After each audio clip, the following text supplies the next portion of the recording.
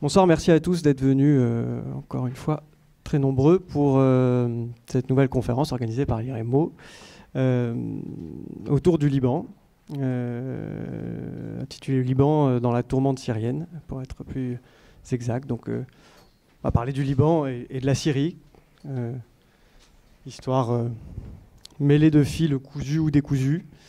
On a la chance ce soir, pour en parler, d'avoir deux profils académiques éminents spécialistes avec nous pour essayer de mieux comprendre le sujet, avec Madame Elisabeth Longness et Monsieur Hassan El-Azé. On a la chance d'avoir deux profils très complémentaires aujourd'hui pour parler de ce sujet. Madame Longness, ancienne directrice de l'IFPO à Beyrouth, chercheuse associée, chercheuse au laboratoire Printemps à l'Université de Saint-Quentin en Yvelines, membre du comité de la revue Confluence, auteur de très nombreux articles, nombreux ouvrages également, avec une spécialité, une sociologue et spécialiste des questions sociales, notamment, et avec notamment un ouvrage collectif qui vient de paraître sur la formation, qualification, métier aux presses de l'IFPO, entre autres. Monsieur Hassan El-Azé, politologue, professeur à l'université libanaise, membre du comité de rédaction aussi de la revue Confluence, aussi auteur de nombreux ouvrages. J'en cite un qui est un de mes références sur l'invasion israélienne du Liban et les origines et finalités. De très nombreux articles également, et donc un aspect, un angle de vue parallèle, complémentaire, différent. Plein de choses avec Mme Longness. Ce sera assez utile pour, je vais être très bref, mais pour aborder notre sujet ce soir. Notamment parce qu'il faut, quand on va parler du Liban et de la Syrie, d'abord bien choisir ses mots, être prudent. La langue française est assez riche pour cela et c'est une bonne chose, notamment parce que les mots ont plus qu'une signification quand on parle de la région et notamment du Liban. Ils renvoient souvent à des identités, à des situations plus générales, à des préconçus. Donc il faut aborder le sujet avec prudence, je pense. Et pour ouvrir notre sujet, je citerai juste rapidement, je crois qu'il y avait récemment une interview d'un autre professeur, M. Bertrand Badi, dans Mediapart, qui disait qu'il jetait à personne la pierre sur les positions qu'ils pouvaient avoir sur les sujets sur la Syrie ou le Liban, parce que la situation était incroyablement complexe et que c'était difficile d'avoir une solution évidente et une position très claire immédiate.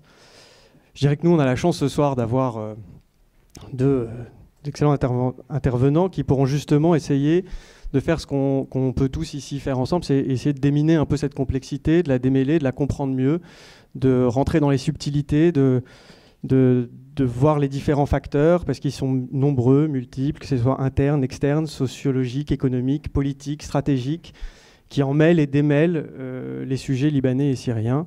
Et pour ce faire, je leur laisse donc la parole à Longness, si vous voulez commencer.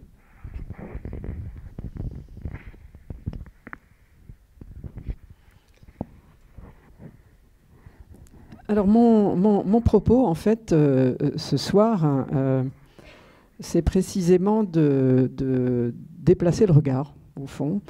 On parle beaucoup du Liban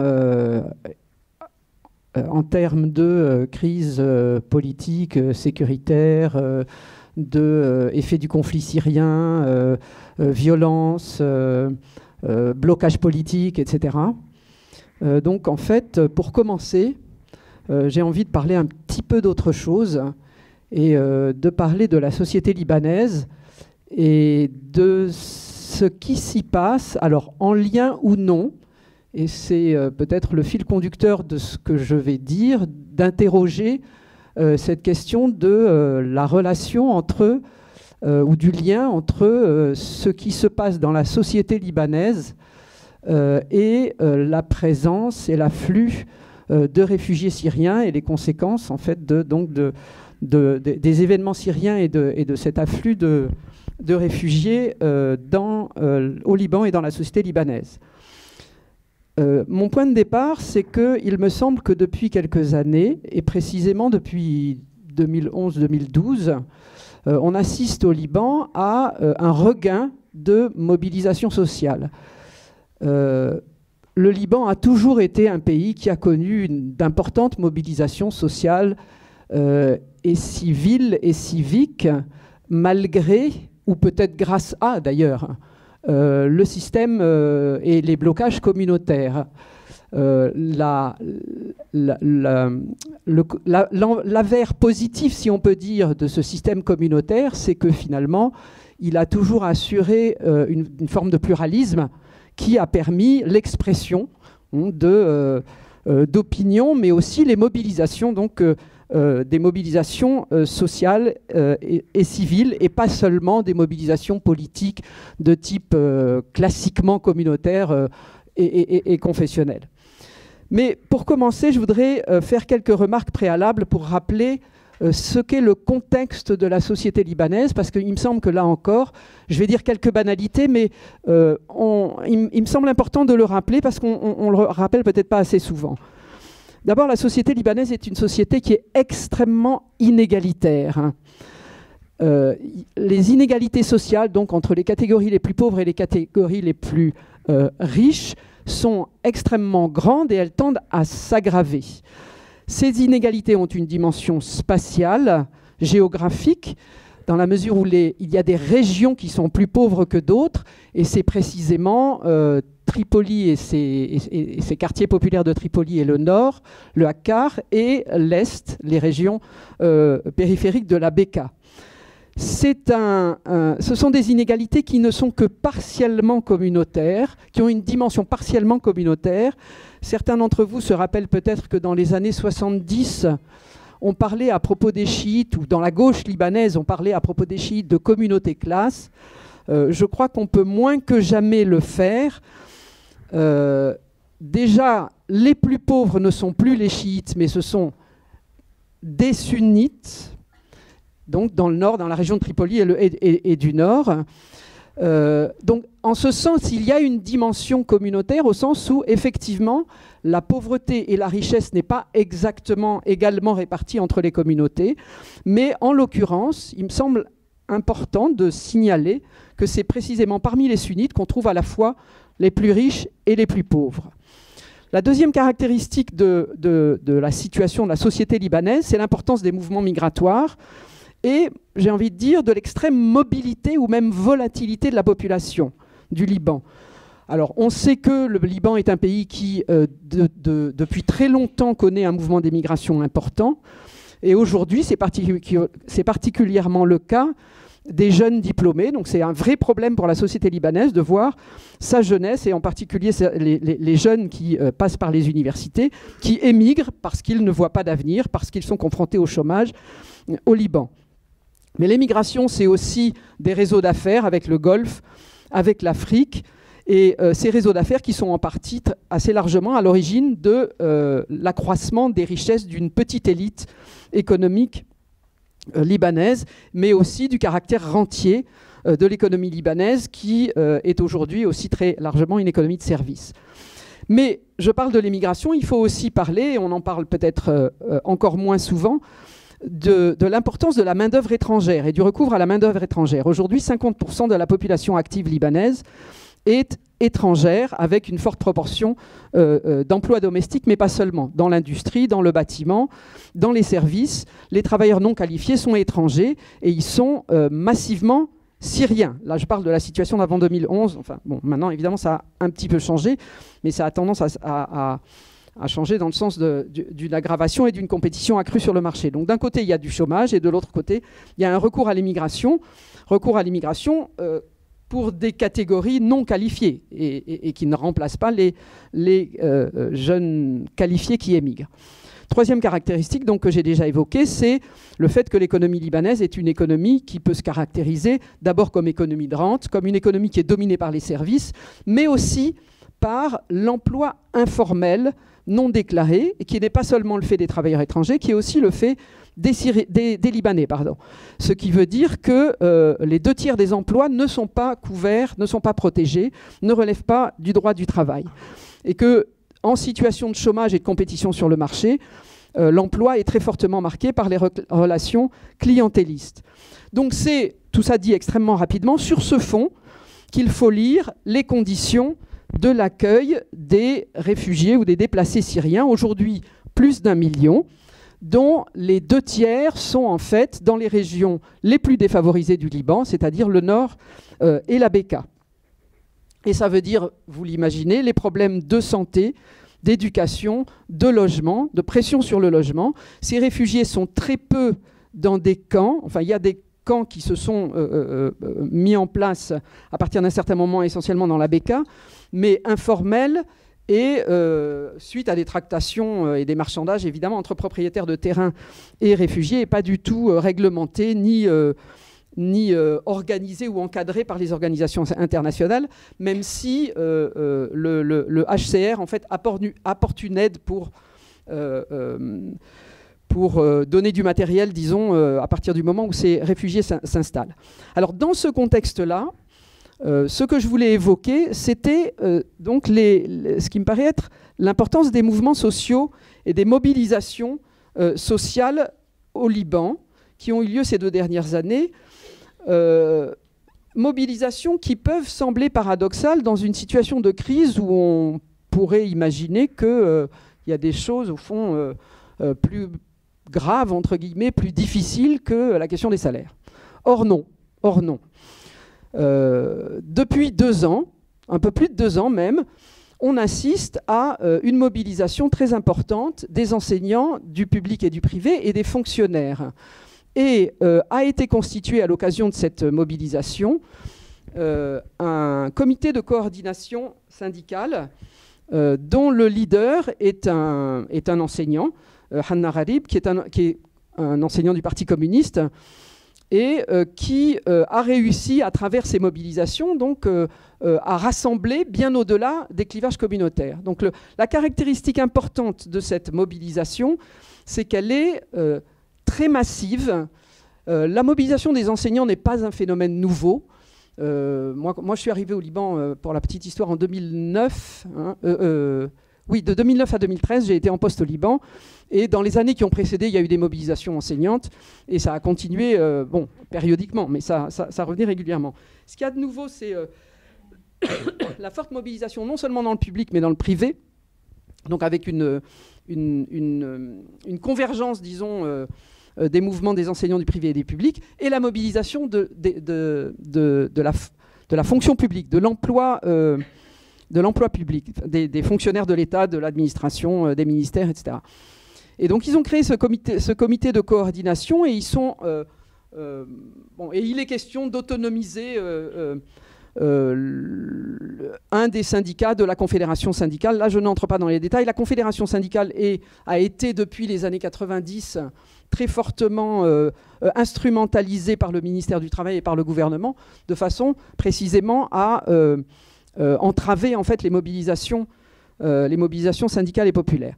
Alors, qu'est-ce qu'ils réclament? Ils réclament une revalorisation de la grille des salaires, laquelle n'a pas changé depuis 1998.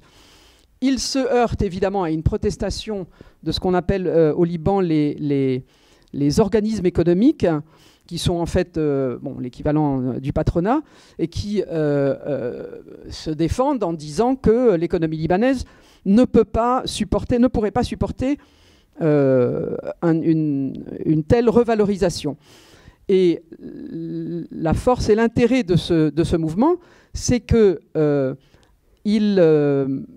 désigne et il mobilise des arguments pour dire que si, bien sûr, l'économie libanaise serait capable de satisfaire leurs revendications, et il désigne et il dénonce les bénéfices des banques et les trafics dans le port de Beyrouth.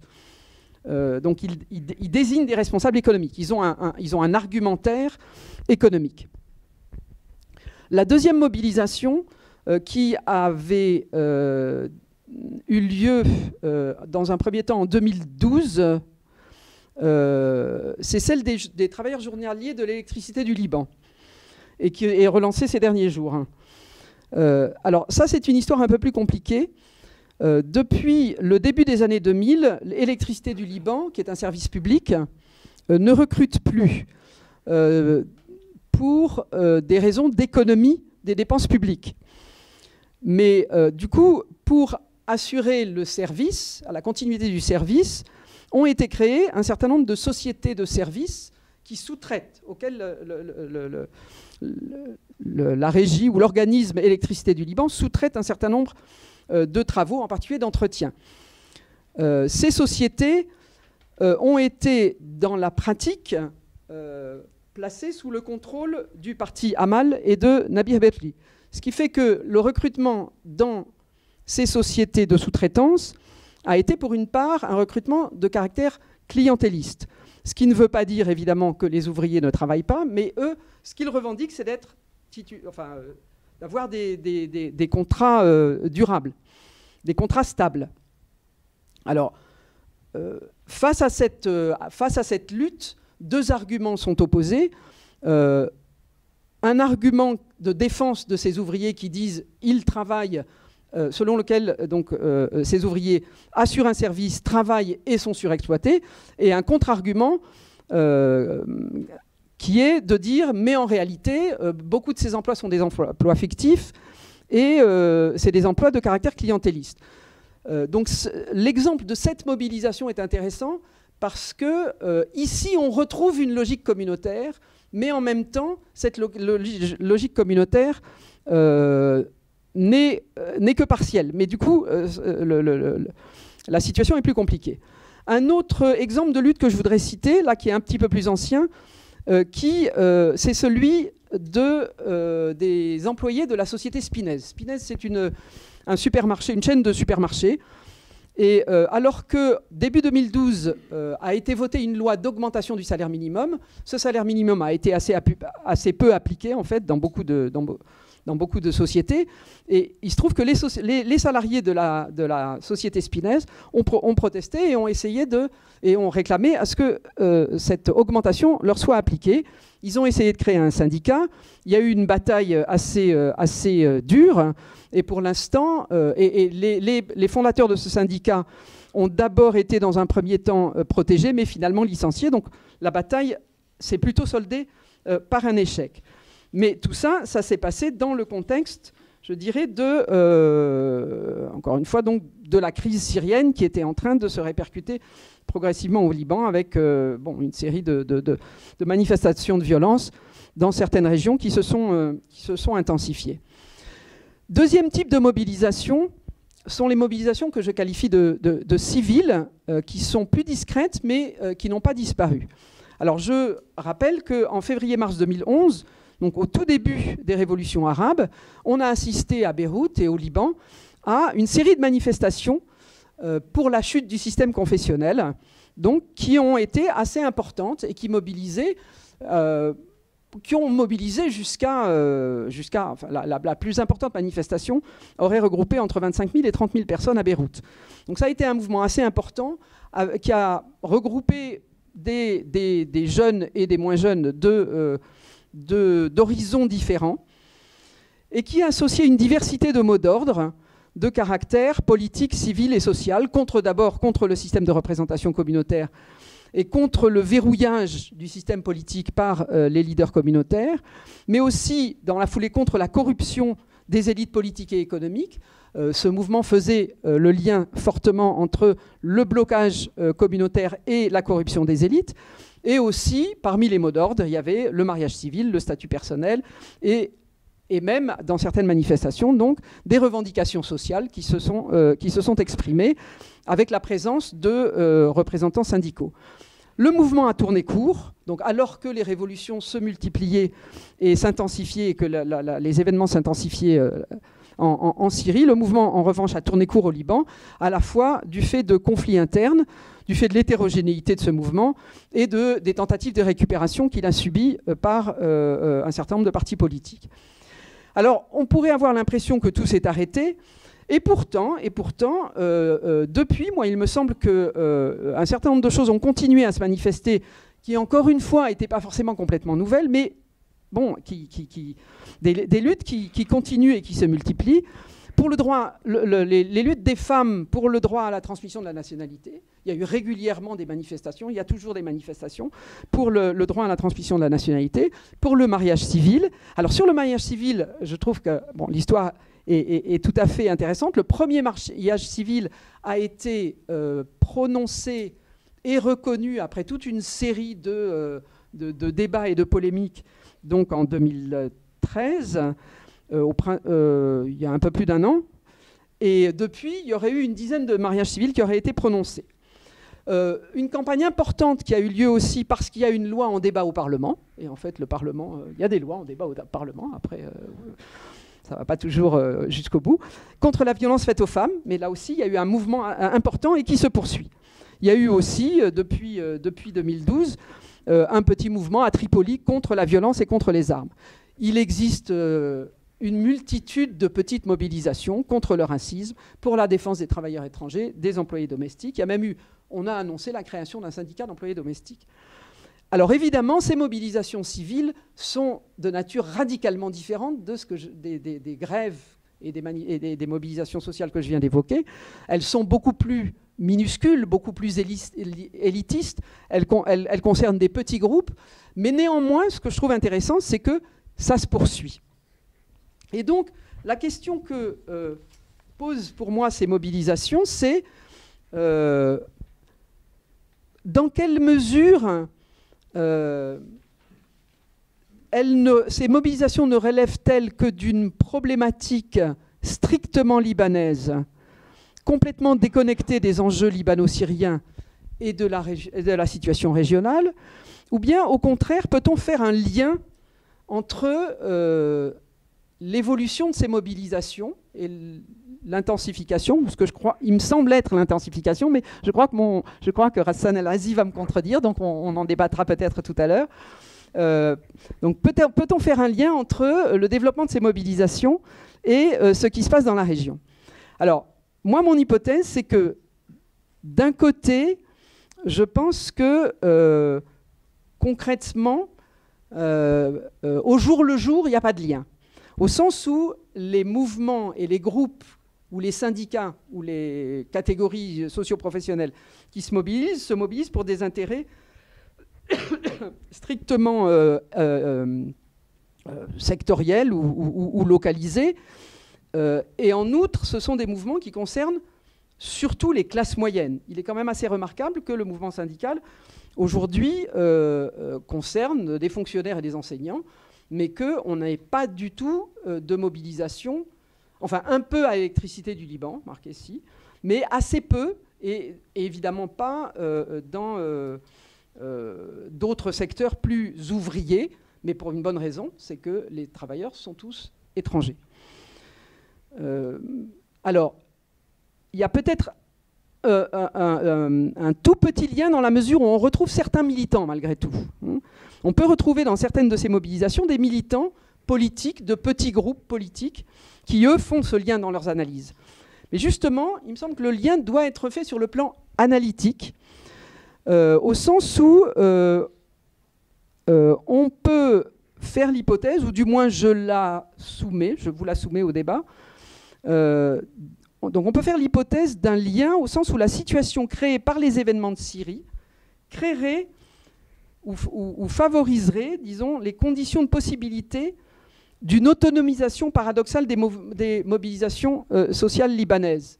Alors, j'ai dit d'un côté que la plupart de ces mobilisations n'étaient pas nouvelles, mais il est quand même intéressant, il me semble, et remarquable, de voir que autant la confédération syndicale a été paralysée par l'emprise des partis politiques, autant là, on assiste à un mouvement qui essaye de s'autonomiser justement par rapport à la confédération syndicale et qui peut-être jette les prémices de quelque chose de nouveau.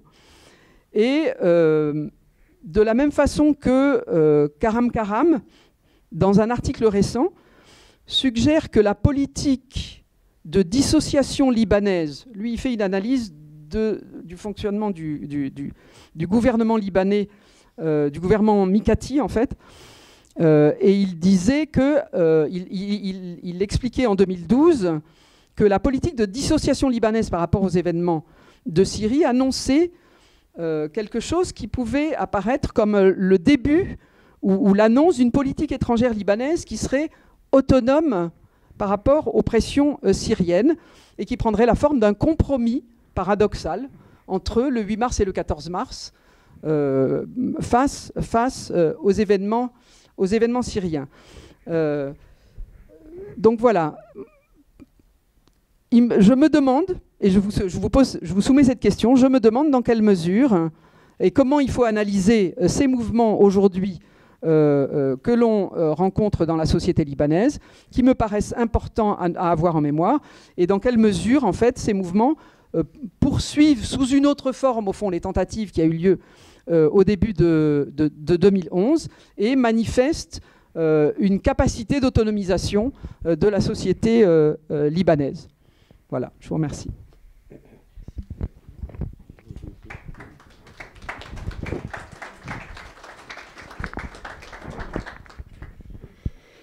Eh bien, bonjour. Donc, voilà, moi j'ai un défaut, c'est que j'arrive de Liban, que je suis là-dedans, dans la forêt. Donc, je vais tenter d'avoir un peu de recul pour que l'arbre ne cache pas la forêt. Deuxième défaut, c'est qu'il y a tellement d'événements que je ne sais plus par quoi commencer. Je suis obligé, dans le temps limité qu'on m'a donné, 30 minutes, je pense, si, 30 minutes, non, de laisser passer des événements, des détails qui pourraient être importants, mais je vais laisser au débat, si vous voulez, la tâche de creuser si jamais vous sentez qu'il y a des questions laissées à part, il y en aura pas mal. Je vais commencer tout de suite par l'année 2011. Vous savez que l'hiver 2011, c'était l'hiver du printemps, entre guillemets, arabe. Et au Liban, eh bien, on n'a pas été particulièrement affecté par la révolution, d'abord tunisienne, puis égyptienne, puis libyenne, et que des analystes au Liban, plutôt proches du 8 mars, ont inventé la notion, entre guillemets, de dignité, c'est-à-dire les analystes du journaux pro-8 mars ont considéré que ce qui s'est passé dans le monde arabe, ce sont des révolutions de dignité, chose jamais connue dans l'histoire, parce que d'habitude, les révolutions, ça se déclenche pour des raisons économiques, sociales, politiques, mais celle-là était pour une raison, la dignité. Pour dire que il y aura tous les régimes arabes seraient affectés par ces révolutions, c'est le jeu de domino, à part le régime syrien. Et le président Assad lui-même, dans une interview début mars, avec le journal américain, le quotidien américain New York Times, il a dit qu'il a exprimé sa sérénité et sa certitude qu'il n'y aura pas de révolte en Syrie parce que le peuple syrien est fier de sa direction qui mène une politique de dignité, de résilience face à l'impérialisme américain et à l'occupation israélienne. Quelques jours plus tard, eh bien, les événements ont commencé à Daraa et les manifestations étaient violemment répressées par le régime et que, à partir de 15 mars 2011, l'heure de la révolution, de la révolte, de la crise, si vous voulez, syrienne, a sonné. Au Liban, la malchance du président Mikati fait que, eh bien, il a été désigné en janvier 2011 comme Premier ministre et il a mis 6 mois pour former son gouvernement. Il a formé un gouvernement de mouvance plutôt plus 18 mars, c'est-à-dire plutôt dominé, d'après les dires du 14 mars, dominé par le Hezbollah. En fait, les forces, la coalition du 14 mars a refusé de participer à ce gouvernement parce qu'on a considéré, ce qui est vrai d'ailleurs, que le gouvernement de Saad Hariri a démissionné sous la pression du président Assad, parce que le président Assad a demandé au ministre pro-syrien du gouvernement Hariri de démissionner, ce qui a causé la démission du gouvernement, parce que d'après la constitution libanaise, quand le tiers plus un du gouvernement des ministres démissionne, alors ça entraîne la démission de tout le gouvernement. Donc le président Assad a violé, en le faisant, l'accord régional de Doha, parce qu'on a conclu à Doha, à Qatar, en mai 2008, un accord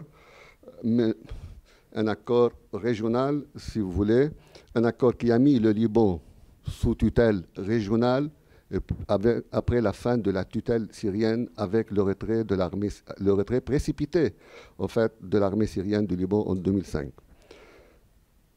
Ce qui explique un peu les prises de position de Qatar, de la Turquie, de l'Arabie saoudite vis-à-vis du régime syrien, parce qu'ils ont considéré que Assad voulait continuer à mettre la main sur le Liban, alors qu'à Doha, on a signé un accord mettant le Liban sous un peu une tutelle régionale.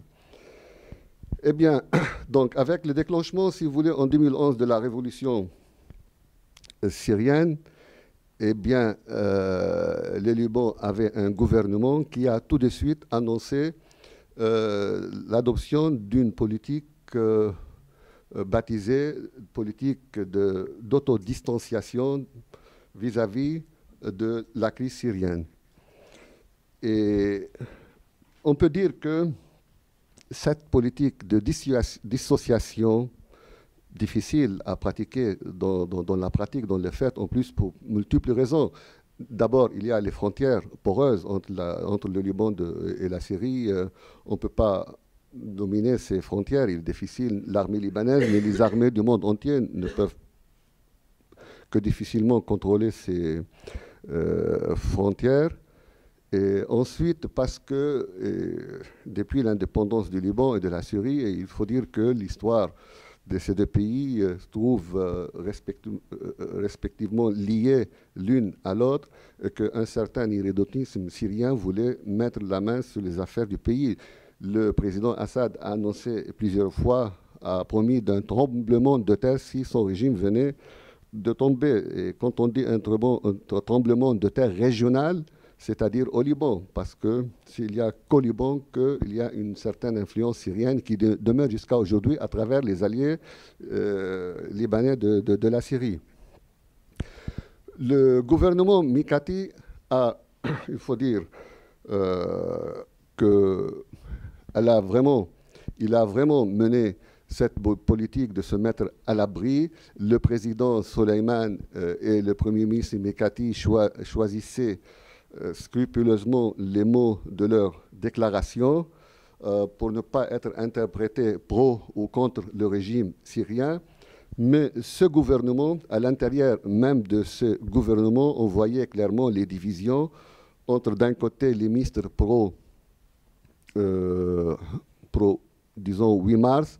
Par exemple, le ministre des Affaires étrangères était tellement pro-syrien dans les instances internationales que le journal libanais L'Orient, le jour, a titré un jour « Est-ce que Adnan Mansour est le président des affaires étrangères de le Liban ou de la Syrie ?» Une fois, le président Soleiman a demandé à son ministre des Affaires étrangères, Mansour, d'envoyer une lettre de protestation au président Assad contre les bombardements syriens de certains villages libanais, et le ministre a refusé, affectant de ce fait et la dignité et l'autorité du président de la République. On voyait bien que le président de la République ne peut même pas demander à son ministre de faire quoi que ce soit. Cette politique de dissuasion a fait que le Liban n'a pas voté pour la suspension de la Syrie de la Ligue arabe. Eh bien, la réaction de 14 mars à l'égard du gouvernement était violente, accusant ce gouvernement de ne pas être impartial et de violer les valeurs sur lesquelles est les valeurs de la démocratie et tout ça. De l'autre côté, que le président Mikati, quand il prenait ses distances vis-à-vis de Hezbollah, parce qu'il faut savoir qu'il est sunnite, il l'a dit, je suis avant tout sunnite, et sa popularité à Tripoli, eh bien, c'est comme ça, c'est que le système communautaire fait que le Premier ministre est sunnite. Donc, pour ménager sa popularité, il a mis un peu de distance vis-à-vis de Hezbollah. Il a refusé à maintes reprises des demandes de la part du 8 mars. Pour vous dire que le gouvernement Mikati était tellement divisé que, bon, il a été complètement paralysé. Je me rappelle, par exemple, une fois, le ministre de la Défense de ce gouvernement, de retour de Damas, il a déclaré que Al-Qaïda est déjà installé au Liban. Le lendemain, le ministre de l'Intérieur, Marwan Sherbel, a déclaré que ce n'est pas vrai, il n'y a même pas un seul élément de Al-Qaïda.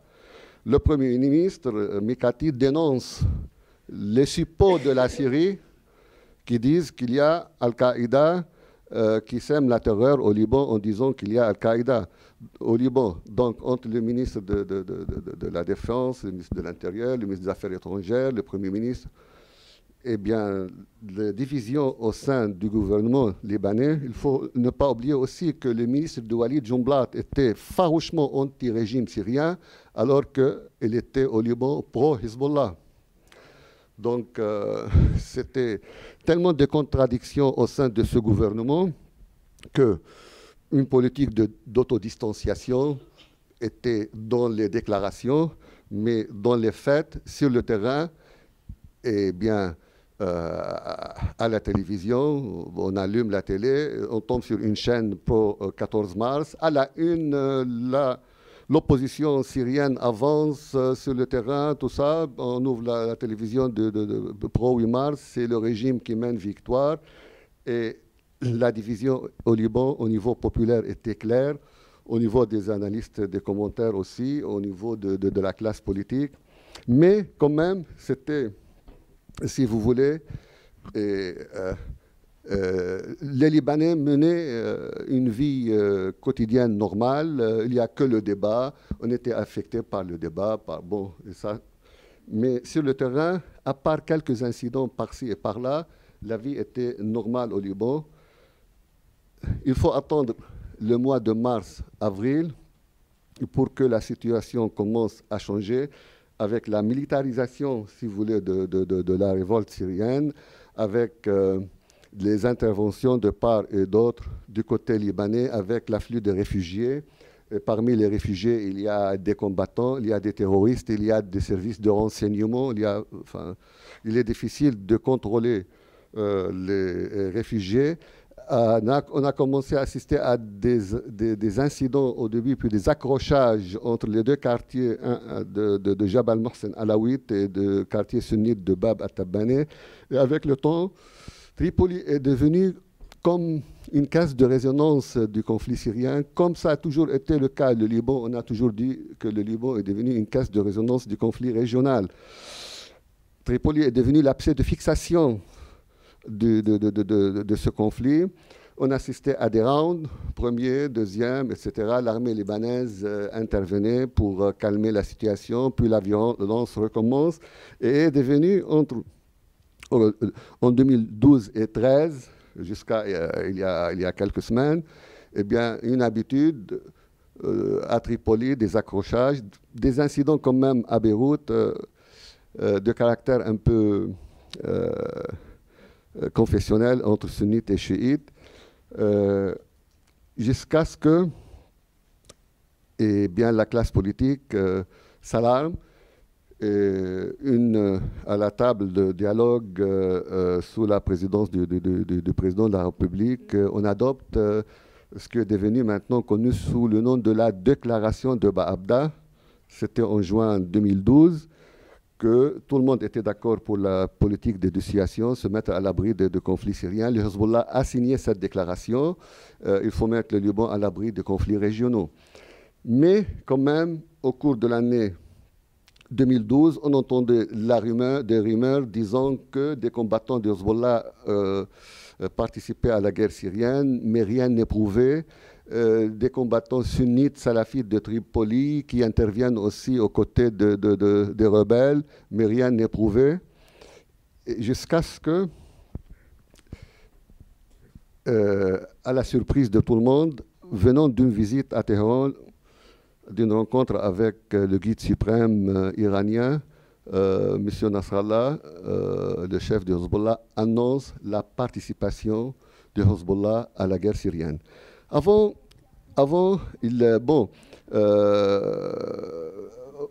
la deuxième moitié de 2012, le Hezbollah prétextait de l'existence de certains villages chiites à l'intérieur des frontières syriennes et que des combattants libanais chiites se défendaient contre l'offensive de l'opposition, c'est normal.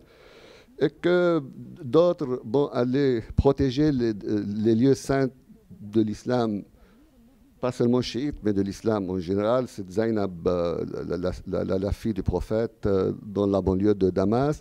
Donc, des actes séparés, mais pas une participation officielle de la part du Hezbollah. Et que, de toute façon, les salafistes sunnites, eux aussi, ils participent.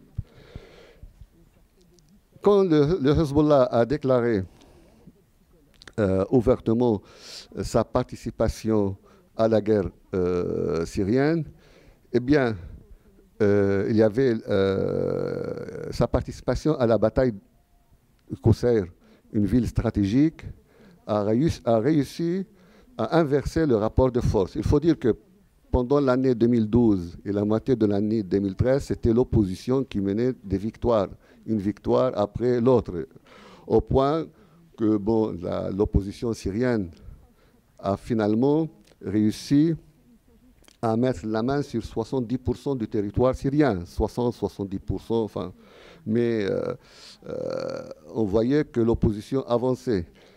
Mais parallèlement à l'avancée de l'opposition, on a commencé à assister à l'émergence d'un phénomène grave, c'est pas seulement le fondamentalisme islamique, mais le takfirisme, le djihadisme. Eh bien, le polluement des mouvements, des groupuscules, des observateurs disent qu'il y a 1 millier de mouvements, de groupes, de partis dans les rangs de l'opposition en Syrie. Et on a commencé à assister à des guerres entre les groupes de l'opposition. Et ça nous rappelle la guerre civile libanaise où on ne savait plus qui se battait contre qui. Les événements syriens ont pris la tournure d'une guerre civile à la libanaise, phénomène qui ne peut que se refléter sur le Liban, où les incidents se multipliaient.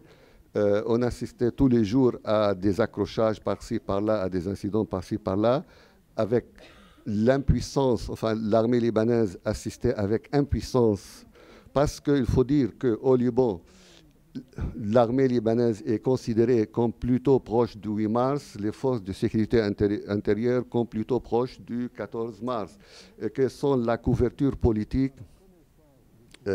l'armée ou les forces de sécurité ne peuvent pas réussir. Il y a beaucoup d'exemples. Par exemple, quand on arrête un combattant, un activiste sunnite par l'armée, l'armée il est obligée de le libérer le matin parce qu'on a coupé les routes dans l'ABK et que quand on arrête un activiste chiite, on est obligé de le libérer le matin parce que dans la banlieue sud, on a coupé les routes, on a protesté. Et que voilà, aucun plan de sécurité n'a pas marché, faute de couverture politique. En mars 2013, soudainement, eh bien, le gouvernement Mikati a démissionné. C'était Walid Jumblat qui était de retour en Arabie Saoudite où il a rencontré Bandar Ben Sultan pendant 5 ou 6 heures. Il a demandé à Mikati de démissionner. S'il ne le fait pas, c'est lui-même qui va le faire. Parce que Jumblat, il faut dire que s'il démissionne, si ces ministres démissionnent, le gouvernement perd la majorité parlementaire. Donc Mikati a démissionné Et c'était une surprise. Pourquoi je dis ça? Parce que en octobre 2012, on a assassiné à la voiture piégée le chef de sécurité, le général, comment dirais-je, Al-Hassan, Wissam Al-Hassan. On a accusé la Syrie et le Hezbollah et le gouvernement Mikati était amené à démissionner face à un événement majeur. Mais les ambassadeurs occidentaux, américains, français, britanniques, des Nations Unies, etc., ont demandé, sont allés voir Mikati pour lui demander de ne pas démissionner parce que la stabilité du Liban, il y a un consensus régional et international à ce que le Liban n'explose pas. Et même Iraniens, enfin il y a les Iraniens, les Russes, et même à l'Assemblée générale l'année 2012, le ministre des Affaires étrangères Lavrov, s'adressant à Walid al-Ma'alem, le ministre des Affaires étrangères syrien, en lui disant la stabilité du Liban est une ligne rouge. Eh bien, pour les Russes, les Américains, pour les Iraniens, pour les Saoudiens, eh bien, il faut que le Liban garde une certaine stabilité. Personne n'a intérêt à une explosion de ce pays, pour maintes raisons qu'on pourrait discuter plus tard. Et même le président Hollande s'est déplacé au Liban pour quelques heures afin de demander à Mikati de ne pas démissionner parce qu'il ne faut pas laisser le vide et qu'il faut que le gouvernement reste. Et après la démission de Mikati, eh bien, une autre surprise, on a tout de suite désigné, et à l'unanimité du Parlement, 124 voix contre 128, et sur les 4, il y a 2 qui étaient absents à l'étranger, il y en a un qui était malade, c'est-à-dire à l'unanimité, on a désigné Tamam Salam comme Premier ministre. Eh bien, ceux qui soutenaient les analystes que la communauté internationale a poussé les Libanais à former un gouvernement parce que le vide n'est pas dans l'intérêt de ce camp ou de l'autre et que l'optimisme à l'époque, moi j'étais parmi ceux qui ont écrit des articles en disant voilà, on va mettre le Liban à l'abri, c'est une décision internationale, etc. Mais Tamam Salam a mis 10 mois de tractation, de négociation pour former le gouvernement. On a négocié toutes les formules parce que les forces du 14 mars ne voulaient pas s'assiéger avec le Hezbollah au même gouvernement parce que le Hezbollah participe directement à la guerre syrienne et on ne voulait pas légitimer sa participation à la guerre syrienne. Le Hezbollah imposait le tiers bloquant. Il voulait avoir quand même, comme ça a été le cas en 2010, la possibilité de faire tomber le gouvernement, le cas où il prenait des décisions qui ne soient pas dans son intérêt. Et miraculeusement, eh bien, on a pu trouver la formule magique 9-9-9, c'est-à-dire 9 pour 14 mars, 9 pour 8 mars et 9 pour les centristes, le président de la République et Jumblat, et on a formé ce gouvernement. Eh bien, un vent d'optimisme aussi que ce gouvernement allait tout de suite faire face à tous les problèmes. Et en fait, ce qui est vrai, c'est que le lendemain, tout de suite, les ministres ont pris leur bureau, ils ont commencé au travail, mais on a mis 1 mois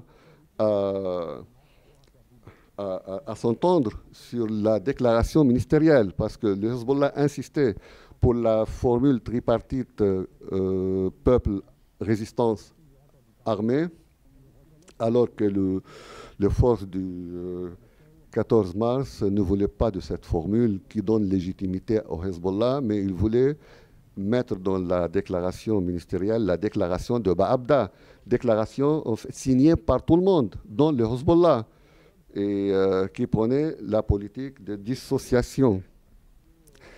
Et voilà que, bon, il y a beaucoup de détails sur le plan régional, les relations entre l'Amérique et l'Arabie saoudite détériorées, l'accord entre l'Iran et les États-Unis sur le dossier nucléaire, les guerres intestines au sein de l'opposition. Mais et ça, c'est beaucoup de détails, mais pour dire que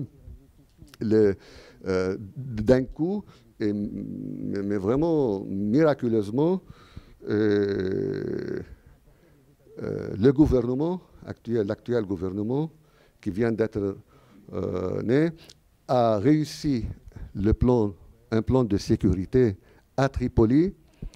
L'armée a réussi à mettre fin tout de suite à ces accrochages à Tripoli qui durent depuis l'an 2011, depuis 2 ans, 2012, et que les combattants, les activistes ont disparu. Il a arrêté pas mal de combattants. Eh bien, miraculeusement, ce sont des ministres du 14 mars qui ont été nommés à la tête du ministère, comme à l'intérieur, c'est un faucon anti-Hezbollah du courant Hariri qui a pris ce portefeuille. La justice, c'est Ashraf Rifi, mais vraiment l'ennemi déclaré du Hezbollah. Le Hezbollah a accepté que Ashraf Rifi lui-même prend le ministère de la Justice et le ministère de Communication.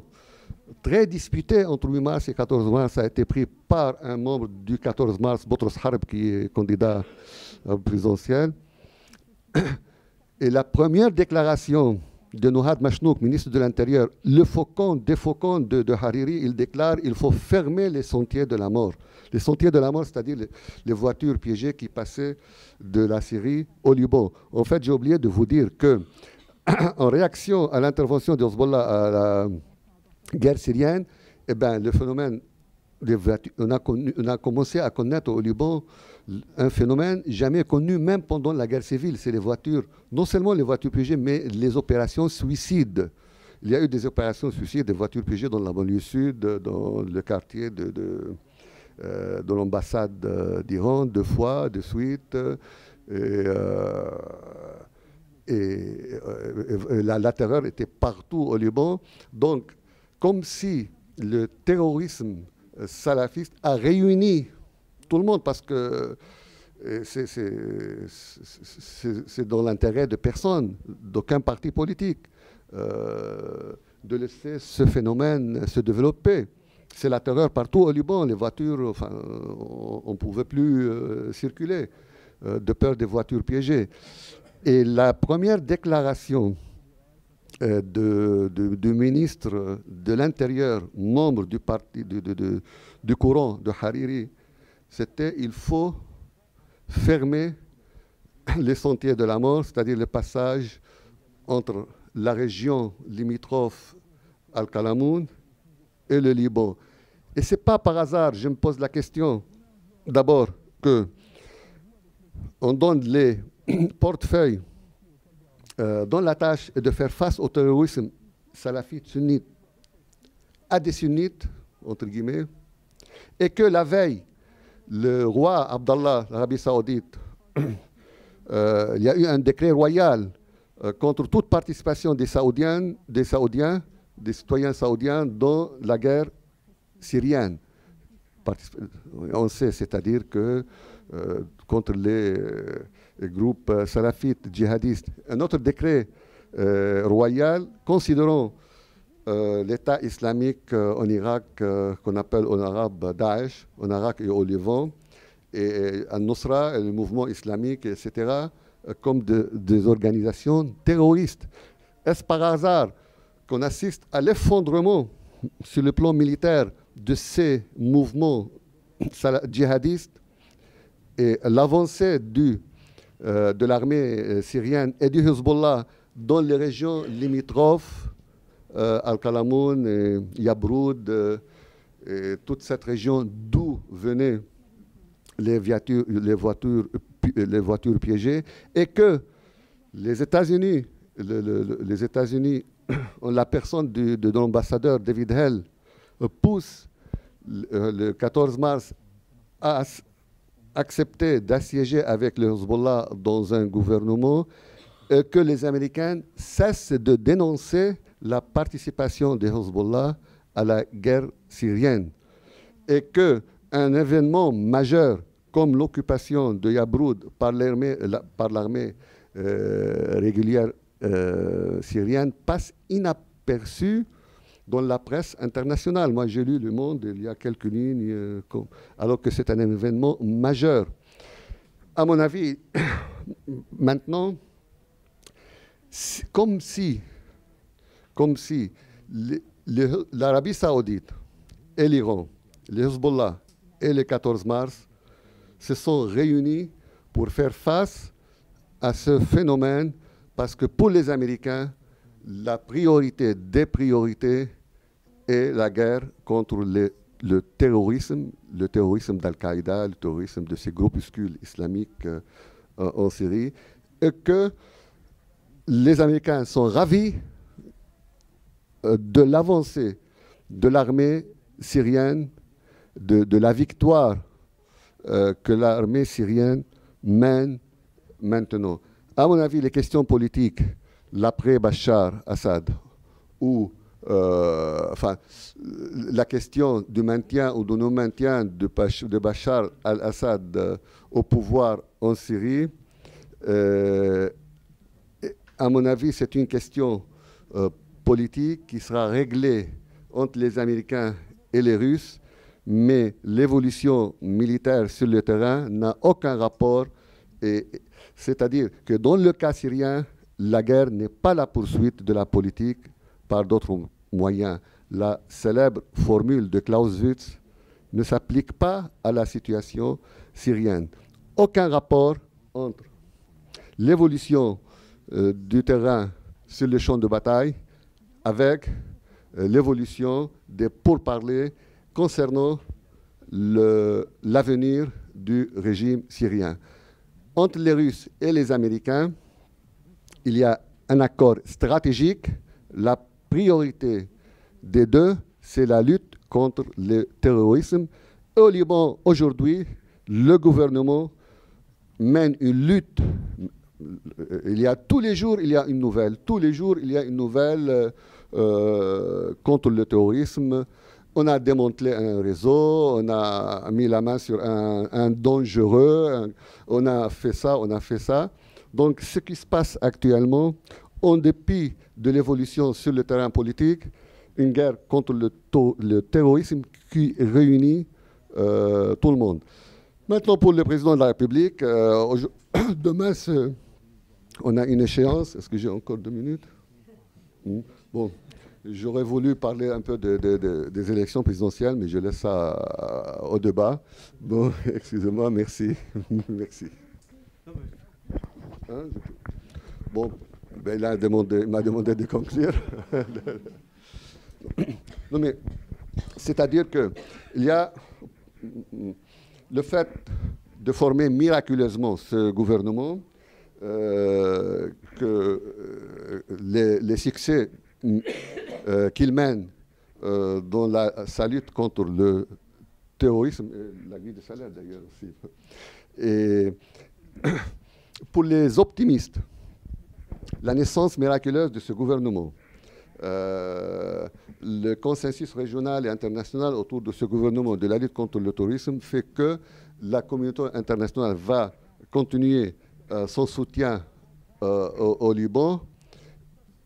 Elle se dédouane un tout petit peu quand même d'avoir laissé le Liban supporter ce nombre de réfugiés, supporter le prix le charge de la crise syrienne, et que de toute façon, les choses vont continuer ainsi. On aura un président de la République bientôt, parce que l'échéance a commencé et se termine le 24 mai, et on aura un président avant le 24 mai. Pour les pessimistes, les grands électeurs n'ont pas encore fait le choix du président de la République, et que pour la communauté internationale, eh bien, elle a fait son devoir, elle a poussé les Libanais à former le gouvernement, elle a donné une couverture aux forces de sécurité, à l'armée libanaise pour imposer la paix et la sécurité, et que pour le président de la République, ça peut attendre. De toute façon, en 2007-2008, on est resté sans président de la République, et même sans Parlement et sans gouvernement pendant 1 an et demi. Donc ça peut attendre. Bon, voilà. Merci.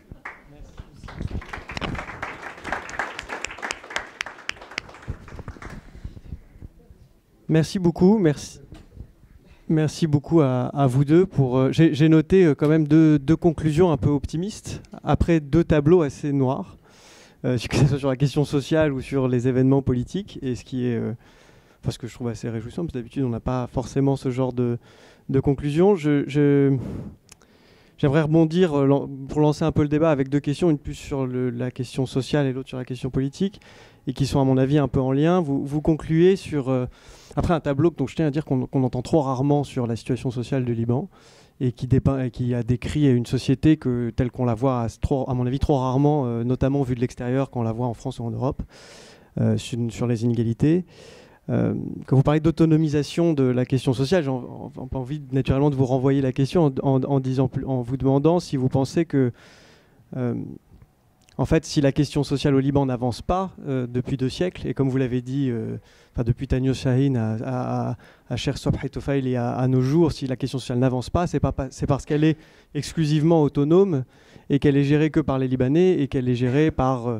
en fait, dans une lutte interne ou par le biais du communautarisme ou de corporatisme comme les banques ou par différents éléments, la question sociale n'avance pas et le lien avec l'extérieur en fait n'existe pas et il est très difficile de lier les questions sociales libanaises aux questions internationales.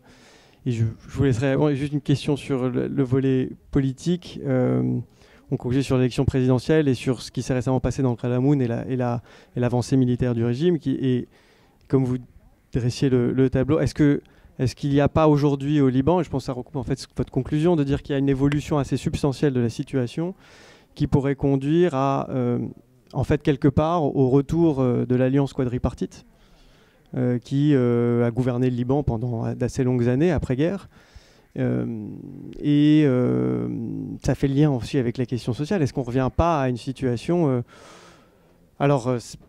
stabilisée d'un point de vue sécuritaire, mais toujours aussi figée sur l'ensemble des autres sujets?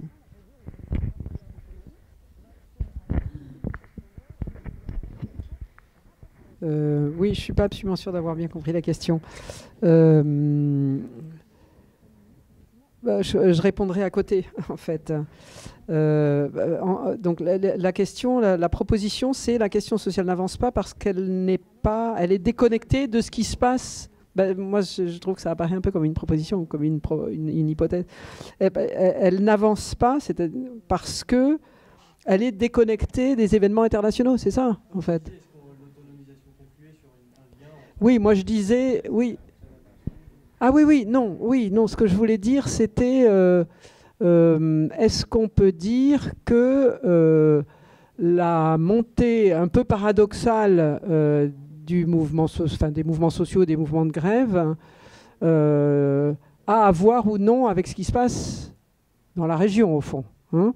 Et ma réponse, c'était, du point de vue des revendications, ça n'a strictement rien à voir. Bon, encore qu'après tout, peut-être que ça pourrait se discuter. Bon. Mais d'un point de vue analytique, au fond, peut-être que ce qui se passe dans la région crée des conditions favorables. C'était un peu ça que je suggérais, quoi. Maintenant, pourquoi ça n'avance pas depuis 2 siècles? Alors, bon, c'est un peu rapide peut-être de le dire comme ça. Je ne suis pas sûr que ça n'ait jamais avancé. Bon, il y a eu des luttes sociales, des luttes nationales au Liban comme ailleurs. Et donc, il y a quand même eu des droits à un moment donné qui ont été acquis. Il y a eu un code du travail. Bon, la question, c'est le code du travail. En fait... Je pense que c'est une question qu'il faut poser et qu'on ne pose peut-être pas suffisamment. C'est pour ça que je l'ai dit au début, le code du travail, il concerne qui? Il concerne quelle proportion de la population? En fait, une proportion relativement faible. Encore maintenant, pas pour les mêmes raisons qu'en 45 ou 46, je ne sais plus quand est-ce qu'il a été voté. En 45-46, il concernait une petite minorité d'employés, de salariés, dans une société qui était encore très largement paysanne ou petits artisans, petits commerçants. Aujourd'hui, c'est pas la même chose. Il y a pratiquement plus de paysans au Liban. En plus, à mon avis, enfin bon, ça c'est une parenthèse. Moi, je me suis demandé dans quelle mesure l'agriculture libanaise va bien et va pas bien, mais enfin, il n'y a pas beaucoup de paysans. Et le fait que les réfugiés, qu'on fasse des camps de réfugiés sur des terrains agricoles, ça va contribuer à grignoter un petit peu plus l'agriculture. Enfin bon, c'est peut-être une hypothèse un peu un peu forte. Mais oui, donc je disais, je ne pense pas qu'il y ait jamais eu d'avancée. Maintenant, aujourd'hui, malgré tout, ce qui se passe, c'est que au Liban, plus que dans d'autres pays, mais pas seulement, je veux dire dans beaucoup de pays de la région, l'émigration est une soupape, évidemment. Et c'est ça qui fait que, à mon avis, c'est d'abord ça aussi qui affaiblit les mouvements revendicatifs. C'est que les gens s'en vont. Quand ça ne va pas, ils s'en vont. Quand ils peuvent, évidemment. Et puis l'autre raison, ce que je disais, c'est que dans la mesure où une grande proportion de la population active, ce sont des étrangers, ceux-là ont du mal à se mobiliser pour le coup.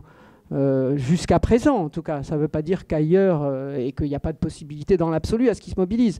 La preuve, c'est que il y a eu cet événement récent là, que j'ai vu annoncer, c'est la création d'un syndicat des employés domestiques. Maintenant, la création d'un syndicat des employés domestiques, ça s'est fait avec l'aide des ONG qui les défendent, du BIT, etc. Bien sûr, c'est pas... Mais bon, voilà ce que je peux dire. Je ne sais pas si c'est vraiment une réponse, mais voilà ce que je peux dire. Eh bien, sur le retour de l'alliance tripartite, vous m'aurez posé cette question il y a 3 jours, je vous aurais dit peut-être oui. Pourquoi? Parce que depuis quelques mois, il y a un mouvement américain en la personne de l'ambassadeur David Hale en faveur de la candidature de Michel Aoun à la présidence de la République. La politique de containment, la politique américaine de containment vis-à-vis de l'Iran consiste à donner des gages de garantie aux Iraniens et au Hezbollah au Liban. Tout au moins, il ne faut pas défier le Hezbollah à travers un président de la République qui soit anti-Hezbollah. Donc l'idée des Américains, c'est de réunir les 2 plus grands blocs, à savoir Hariri et Aoun, afin d'amener Michel Aoun à la présidence. Et il n'y a que Michel Aoun qui puisse demander des concessions, en tant que président de la République, qui puisse demander des concessions au Hezbollah. Il n'y a que le général Aoun qui puisse discuter avec Bachar Assad, parce qu'apparemment il va rester au pouvoir pour les 2 ans ou 3 années ou 4 années à venir, je ne sais pas. Eh bien, tout allait dans ce sens. Avant-hier, j'ai eu l'information que Samir Jaja est candidat et c'est l'information, la nouvelle la plus importante que j'ai eue depuis 3 jours, c'est que Saad Hariri, non seulement il soutient Samir Jaja, mais il considère que le candidat du 14 mars, c'est Samir Jaja. Donc, à mon avis, il s'est passé quelque chose qui fait que non, il n'y aura pas de rapprochement entre Aoun et Hariri qui hausse Aoun au palais de Bagdad. Et le fait que maintenant Samir Jaja est le candidat du Coran de Hariri, au moins du Coran du futur, sinon du 14 mars, à mon avis, la candidature de Jaja va neutraliser la candidature de Aoun. Donc ils vont se neutraliser l'un l'autre pour ouvrir la voie devant un président centriste, consensuel, comme ça a été le cas du président Sleiman. Merci. Peut-être laisser la salle réagir. Et on va peut-être prendre ces 2-3 questions.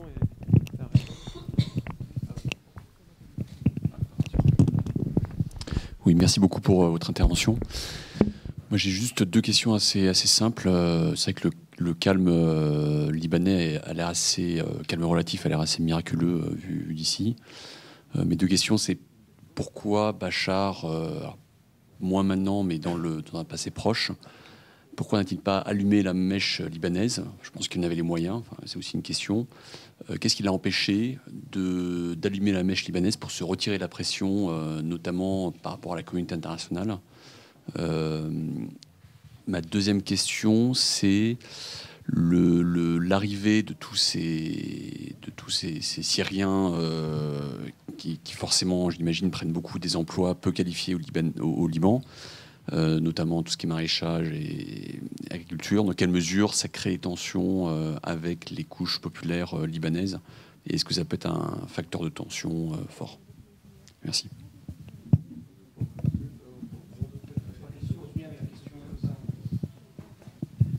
Oui, bonjour.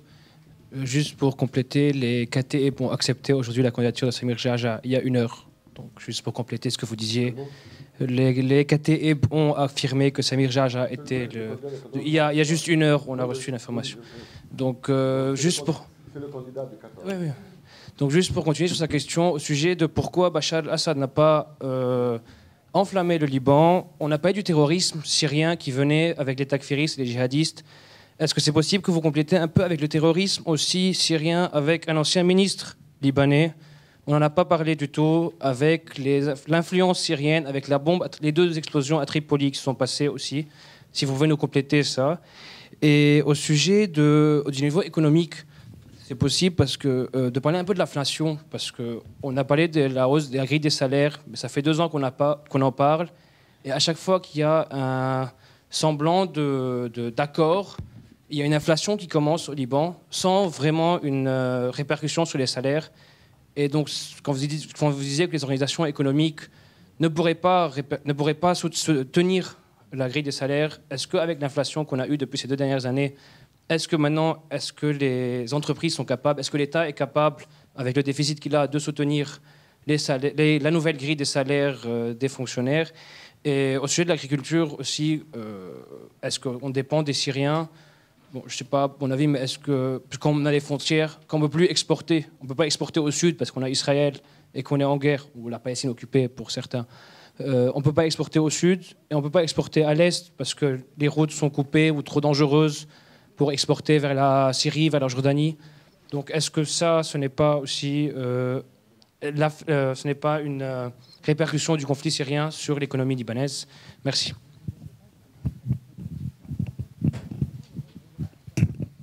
Bonjour. Moi, j'ai 2 petites questions pour Madame Longness. Vous avez ouvert sur les propos de Karam Karam et la possibilité d'un consensus entre le 8 et le 14 mars, depuis la politique de dissociation. Et qu'est-ce que vous en pensez, vous? Et ma deuxième question pour vous, c'est comment expliquez-vous la résilience libanaise? Ahmad Beydoun l'explique par le communautarisme social et pas par le communautarisme politique. Qu'est-ce que vous en pensez? Et une question pour monsieur. À votre avis, est-ce que le Hezbollah, donc ils ont signé l'accord de Doha, ils les ont remis en cause, ils ont signé Babda, ils l'ont remis en cause, est-ce que vous pensez qu'ils vont continuer à participer au gouvernement dans la mesure où ils ne disposent plus du tiers de blocage? Merci.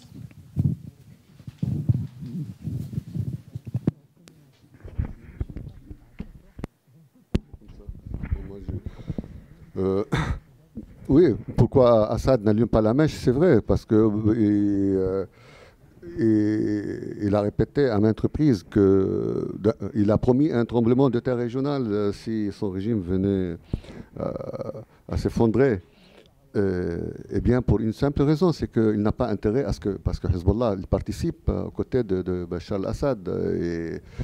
Et ce n'est pas exagéré de dire, c'est vrai, tous les observateurs sont unanimes à dire que sans le Hezbollah, le régime syrien serait parti depuis longtemps. Et d'ailleurs, c'est pourquoi, comment elle s'appelle, Boussaïna Chaban, il y a quelques jours, a fait une déclaration que non, c'est grâce à l'armée syrienne, et c'est pas grâce à quiconque parti ou je sais pas quoi. Et on a senti une tension entre le régime syrien et le Hezbollah. En fait, il y a pas mal de tensions sur le terrain, mais ça, ce n'est pas notre objectif de débat. Il n'allume pas la mèche parce qu'il a intérêt à ce que le Hezbollah n'est pas une grande puissance. Il ne peut pas être en Syrie, au Liban, et face à Israël et partout. Donc il a intérêt à ce que le Hezbollah jouisse d'une situation calme au Liban pour qu'il continue sa guerre en Syrie. Maintenant, question de tension entre les ouvriers libanais et les réfugiés syriens, on commence à sentir ici au Liban maintenant une sorte de racisme vis-à-vis des Syriens. Il y a eu même des manifestations à Tripoli. Ils prennent nos boulots, etc. On n'a plus de boulot.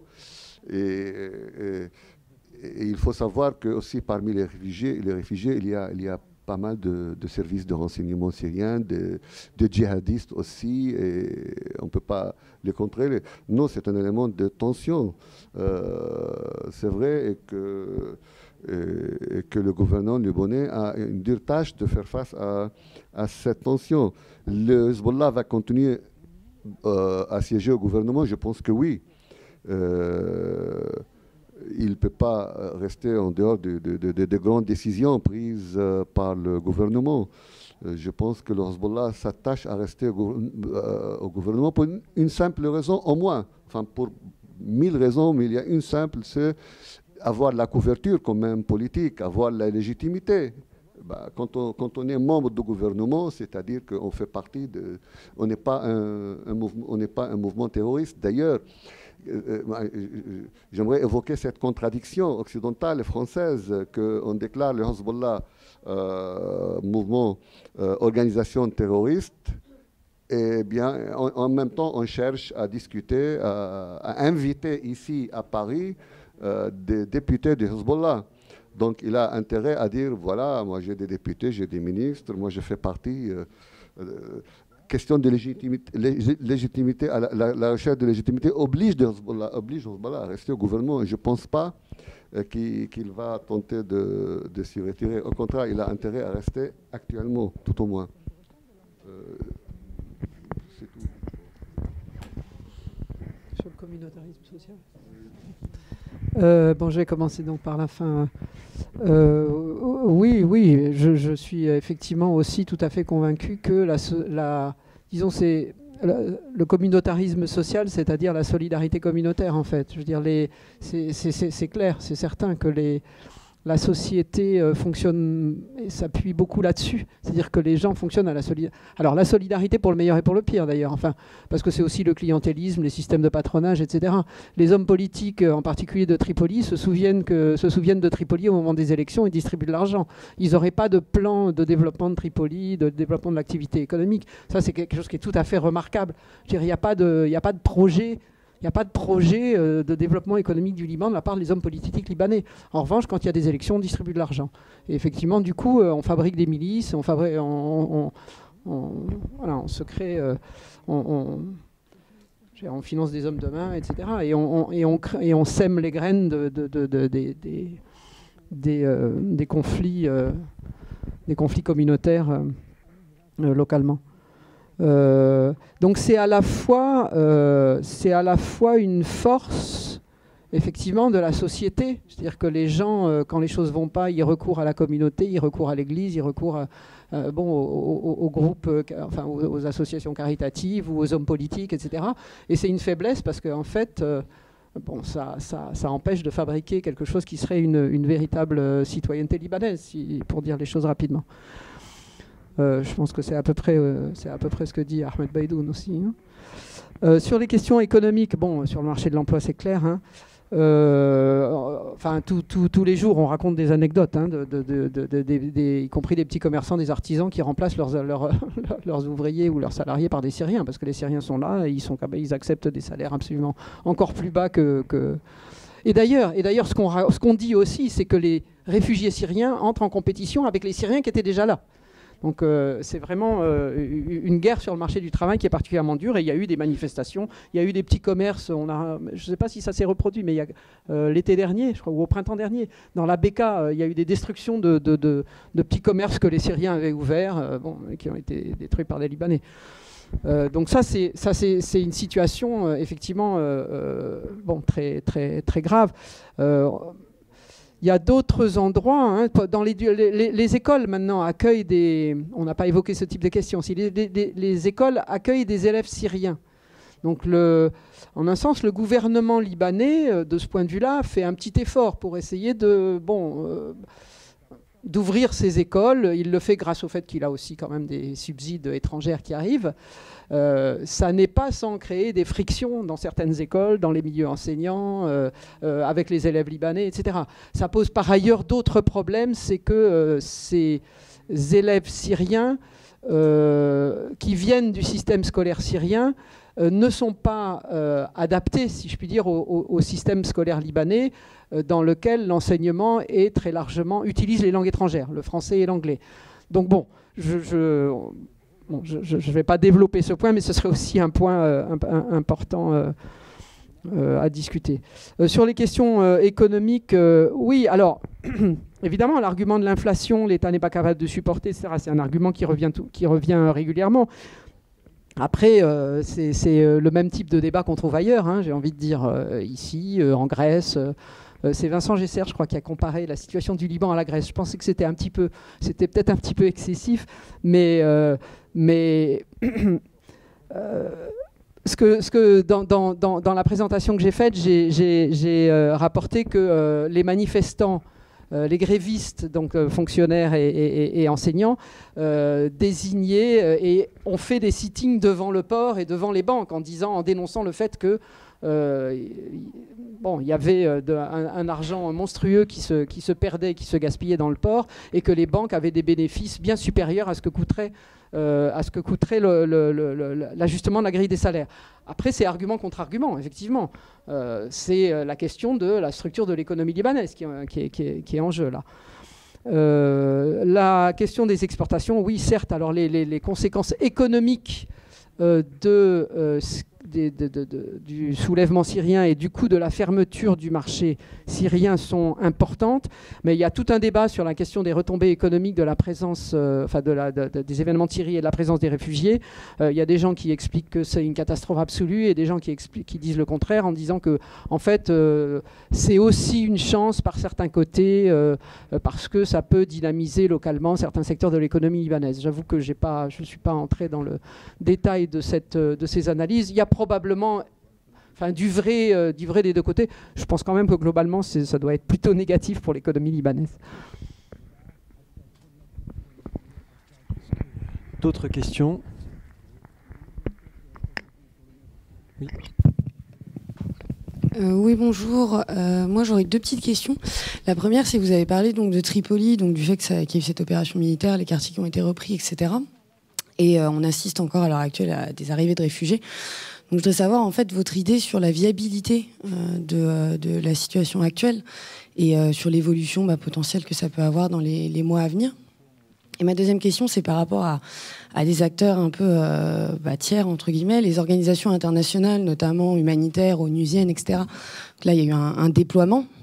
Et ce que vous pensez, en fait, justement, par exemple, du fait que certaines organisations ciblent beaucoup les réfugiés syriens et se concentrent peut-être moins sur les familles libanaises aussi affectées, en fait, par ce qui se passe. Donc voilà.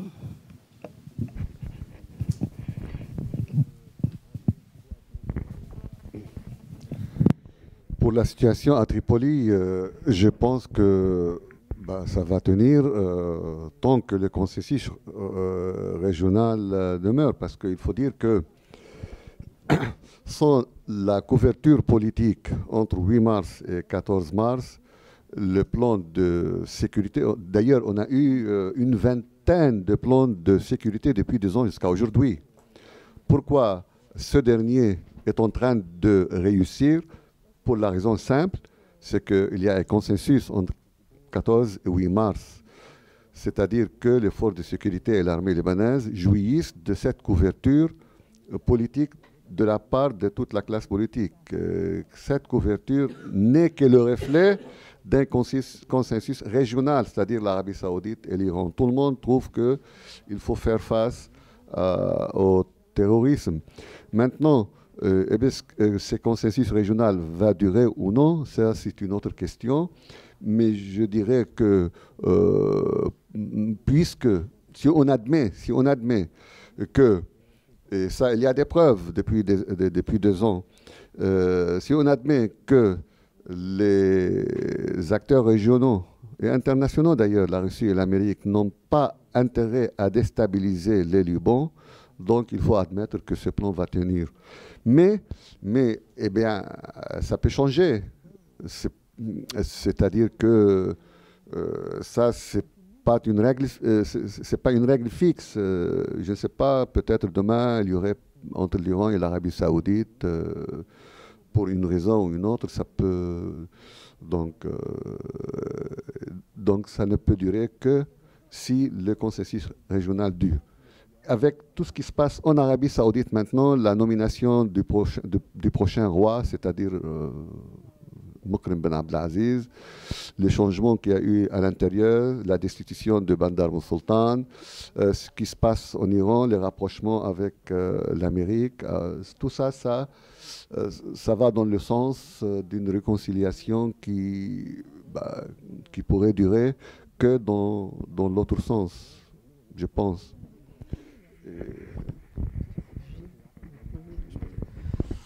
Oui, c'est une question qu'il faut poser, effectivement, et qui est dont je crois, un certain nombre d'organisations sont parfaitement conscientes. Le fait qu'il y a des réfugiés syriens en situation particulièrement difficile, mais souvent les populations qui les accueillent sont elles-mêmes en situation difficile. Ceci dit, j'ai envie d'ajouter un troisième groupe qu'on n'a pas mentionné jusqu'à présent, c'est les Palestiniens. Donc, qui ont encore un statut différent, une situation différente. Il y a donc des Palestiniens réfugiés de Syrie, c'est-à-dire qui étaient en Syrie, du camp d'Yarmouk en particulier, et qui sont arrivés au Liban, et qui ne relèvent pas du HCR. Ils relèvent de l'UNRWA. Le HCR, c'est le Haut Commissariat aux réfugiés. Donc les réfugiés, les Syriens peuvent s'enregistrer auprès du Haut Commissariat aux réfugiés. Et ils ont droit à ce titre, une fois qu'ils sont enregistrés, ils ont droit à des aides. Bon, des aides qui tendent à se réduire parce que le Haut Commissariat n'a plus les moyens. On n'a pas les moyens suffisants face au nombre de réfugiés. Les Palestiniens, eux, relèvent en principe de l'UNRWA. Mais ce qui veut dire aussi que quand un Syrien est enregistré auprès du HCR, alors ça, bon, je ne suis pas sûr de connaître absolument les détails, mais en principe, il peut avoir le droit de repartir ailleurs. C'est ça le principe. Quand on est inscrit au HCR, on peut prétendre à un départ ailleurs, c'est-à-dire à être accueilli ailleurs. En l'occurrence, les rares Syriens qui arrivent en France, ils commencent par s'enregistrer au HCR et ensuite ça leur permet de faire des démarches. Bon, il y en a qui arrivent en France sans être probablement inscrits au HCR, mais enfin, en tout cas, ça permet ça. Les Palestiniens, non, hein, ils ne peuvent pas. Et ils ne peuvent pas non plus prétendre aux redistributions qui sont faites par le HCR. Alors, pour ce qui concerne les aides qui sont apportées, alors plus précisément, j'avoue que là, je ne sais pas ce qui se fait. Je sais qu'il y a des organisations qui s'en préoccupent du fait qu'il faut aussi aider les Libanais qui accueillent les Syriens. Et je sais même, mais bon, c'est vraiment prendre les choses par le petit bout de la lorgnette, moi j'ai rencontré des jeunes Syriens qui se mobilisent, qui sont qui eux ont des ressources, qui ont réussi à se loger, qui ont un peu qui travaillent parfois, qui ont trouvé du travail, et qui se mobilisent et qui organisent qui se structurent en groupes de solidarité et qui vont aider les réfugiés syriens. Et il y en a qui sont très attentifs justement à, quand ils distribuent de l'aide, des couvertures ou autre chose, à donner aussi aux Libanais. Donc ça, je trouve ça intéressant, que des jeunes Syriens qui se mobilisent soient conscients qu'il ne faut pas se limiter aux Syriens de façon à ne pas créer de clivage entre les Syriens et les Libanais. Mais j'ai vu la même chose. Bon, alors ça, là, peut-être tu pourras me le dire. À Shatila, par exemple, hein, j'ai vu un groupe, il y a une association. Alors, en fait, c'est une association palestinienne, en l'occurrence, je crois, mais palestino-libanaise, mais qui est basée à Shatila, donc qui accueille prioritairement, en l'occurrence, des Palestiniens, mais en fait, il y a plein de Syriens, il y a plein de réfugiés syriens au camp de Shatila. Et donc, ils organisent des actions avec tout le monde, simplement. Des Libanais qui habitent dans le camp de Shatila, des Syriens et des Palestiniens. Voilà, c'est ce que je peux répondre.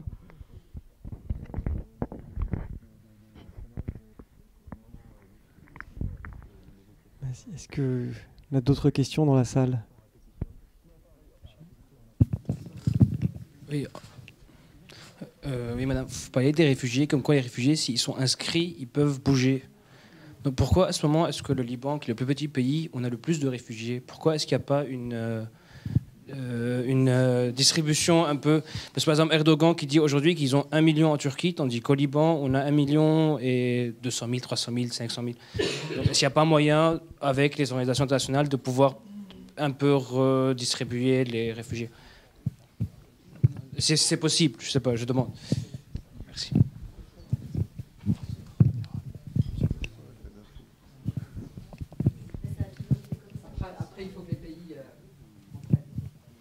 Alors peut-être justement un élément de réponse sur justement la réinstallation par le HCR. Pour la France, justement, la France avait annoncé qu'elle allait accueillir 500 Syriens, et c'était dans ce cadre-là, en fait, des 500 Syriens qui étaient enregistrés par le HCR au Liban pourraient bénéficier d'un programme de réinstallation en France. On n'en a toujours pas vu la couleur, hein. Donc ça explique aussi que les gens finalement restent bloqués parce qu'il y a très peu de visas qui sont délivrés, il y a très peu de réinstallations qui sont mises en œuvre. Voilà, déjà une trentaine, c'est une 35 de Syriens qui étaient dans les geôles égyptiennes.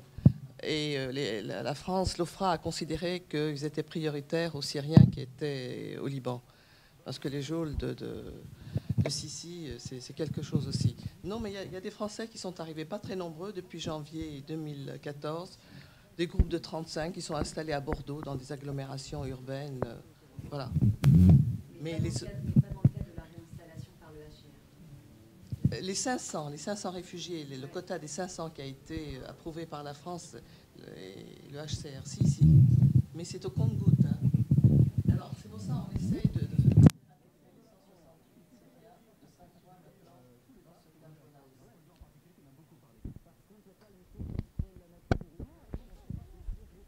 D'autres questions? Non. J'ai peut-être une question un peu spécifique sur le Liban dans le paquet des lois qui ont été récemment votées par le Parlement. Vous en avez évoqué un certain nombre. Il y en a deux dont les modalités d'application n'ont pas toutes été totalement définies et qui pourraient avoir, je pense, un impact social, économique important. Et la première, c'est la loi sur les loyers bloqués, puisqu'il y avait historiquement une loi qui avait bloqué les loyers pris avant la fin de la guerre et qui ont été très récemment. C'est un sujet compliqué parce qu'il y a une question de propriétaires et de locataires et c'est un enjeu social assez fort. Et une loi a été votée finalement alors qu'elle était depuis longtemps et pour des raisons diverses et variées qui se comprennent assez vraiment bloquée, elle a été passée. Et pareil sur un autre sujet, assez un peu différent, mais qui était aussi quelque chose dont on a beaucoup parlé, qui ne se faisait pas, et qui est venu là très récemment un peu par surprise, c'est la libéralisation de la production d'électricité, où il y a aussi un lien notamment avec les questions après d'EDL et la restructuration de l'EDL à terme. Mais enfin, il y a un vrai sujet social derrière. Voilà. Qu'est-ce que vous pensez de ces deux lois? Moi, naïvement, quelqu'un m'a dit oui, si la loi a été si la libération de la production d'électricité, c'est probablement que les nouvelles licences et les capacités de production ont déjà été partagées et que enfin bon, bref. Mais oui, non, la seule chose que... Oui, certainement. Bon, en parlant de l'électricité, de toute façon, l'électricité produite, officiellement l'électricité est un monopole national, un monopole d'État, officiellement était donc jusqu'à... Dans la pratique, c'est pas le cas, puisque comme il n'y avait pas assez d'électricité, il n'y a pas assez d'électricité pour assurer le service en continuité à toute la population. Dans les faits, il y a une production privée. Bon, de toute façon, c'était un leurre. Alors, la libéralisation du marché de l'électricité, c'est c'est accepter un état de fait, enfin reconnaître plutôt un état de fait. Alors après, effectivement, il y a des modalités pratiques, ça je ne sais pas très bien. Enfin, et donc il y a probablement des compagnies derrière, etc. Sur la question des loyers, alors la question du logement, c'est une question aussi qui est extrêmement sensible. Moi, je dirais au Liban, mais typiquement, quoi, il n'y a pas de politique. Enfin, peut-être je projette un modèle français. Moi, je dis toujours, je projette. Il n'y a pas de politique de logement social, par exemple. Enfin, c'est une absurdité de penser logement social au Liban. Donc, la libéralisation des loyers, ça va aggraver les choses. Et ça va aggraver les choses dans un contexte de pression sur le logement du fait aussi de la surpopulation liée à la présence des réfugiés. Donc, ça risque d'être... bon. Maintenant, moi, il me semble avoir vu passer justement des esquisses de protestation. Alors, il n'est pas exclu qu'il y ait des mouvements, des mobilisations autour de cette question des loyers. Je ne sais pas si on a encore un peu de temps. Des questions? Sinon, j'en ai encore aussi. Oui, bonjour. Je voudrais revenir sur la présidentielle au Liban. Donc, il était effectivement question qu'Aoun soit en tout cas le candidat le mieux positionné. Maintenant, c'est Jaja. Et vous disiez tout à l'heure que ce serait une façon de, quelque part, qu'il se court-circuite pour qu'il y ait un troisième candidat plus consensuel. Et vous pensez à qui dans ces cas-là ? Quel serait ce candidat plus consensuel ? Moi, personnellement, je pense à personne. Ben, ce sont les grands électeurs qui le décident. Enfin, c'est pas moi qui le dis, mais je cite le général Aoun lui-même. Oui, vous ne faites que citer. Une fois à la télé, dans une interview, il l'a dit. Moi, j'étais étonné. Il a dit que, de toute façon, le président libanais n'a jamais été élu ici au Liban. C'était un moment où il faisait beaucoup d'entretiens avec l'ambassadeur saoudien et l'ambassadeur américain. Et c'est comme ça, mais bon, ce sont les grands électeurs, c'est-à-dire les électeurs régionaux. Maintenant, on essaie de libaniser un peu l'échéance présidentielle, mais pour dire la vérité, les Libanais sont incapables de se réunir autour d'un président. On parle beaucoup le chef du Hezbollah, Hassan Nasrallah, il a dit dans un entretien avec le journal As-Safir il y a une semaine ou deux, il a dit « Nous avons un candidat, mais on ne va pas le dire maintenant. » Moi, j'ai compris que ce n'est pas Aoun, c'est surtout pas Aoun, ce n'est pas le candidat du Hezbollah. Je me suis dit c'est peut-être le Kahwaji, le général Kahwaji, parce que eh bien, il mène à bien la politique décidée sur le plan régional et international face au terrorisme. Il réussit cette guerre. Il n'appartient ni, enfin parce qu'il est chef de l'armée, il n'appartient ni au camp du 14 ni au camp du 8 mars. Les chefs de l'armée ont toujours l'histoire du Liban sont présidentiables. Puisqu'il est maronite, c'est un candidat potentiel aux élections présidentielles.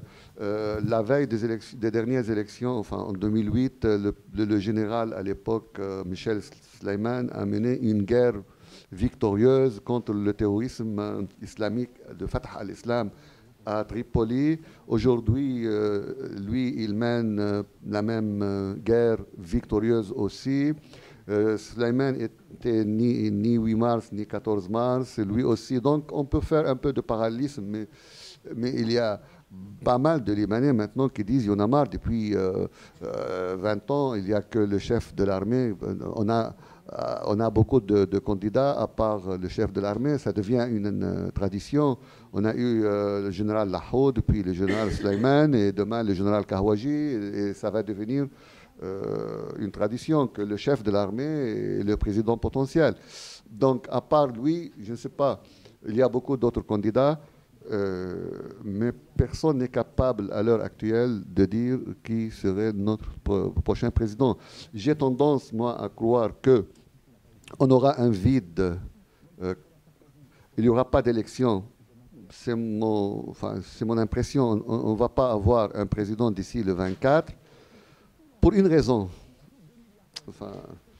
je pense que les parlementaires libanais qui ont prolongé leur mandat l'année dernière, faute de pouvoir s'accorder sur une loi électorale, à mon avis, ils ont envie de le refaire. Et le mandat du Parlement expire en septembre prochain. Donc, en l'absence d'un président de la République, eh bien, le Parlement, pour ne pas laisser un vide à la tête de l'État et au pouvoir législatif, et donc au pouvoir exécutif, eh bien, ils vont se trouver dans la contrainte, ils n'ont pas envie, je sais bien, de encore prolonger pour une fois le mandat de l'actuel Parlement. Et donc, pour avoir le temps d'élire un président de la République.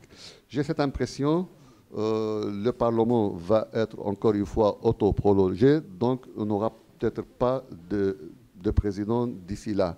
Donc il faut penser au président de la République libanaise à partir de novembre, peut-être octobre-novembre, c'est-à-dire après l'autoprorogation du mandat du Parlement. Non, le président, voilà, le président syrien va être réélu en juillet, juin-juillet. Mais ça, c'est... Donc...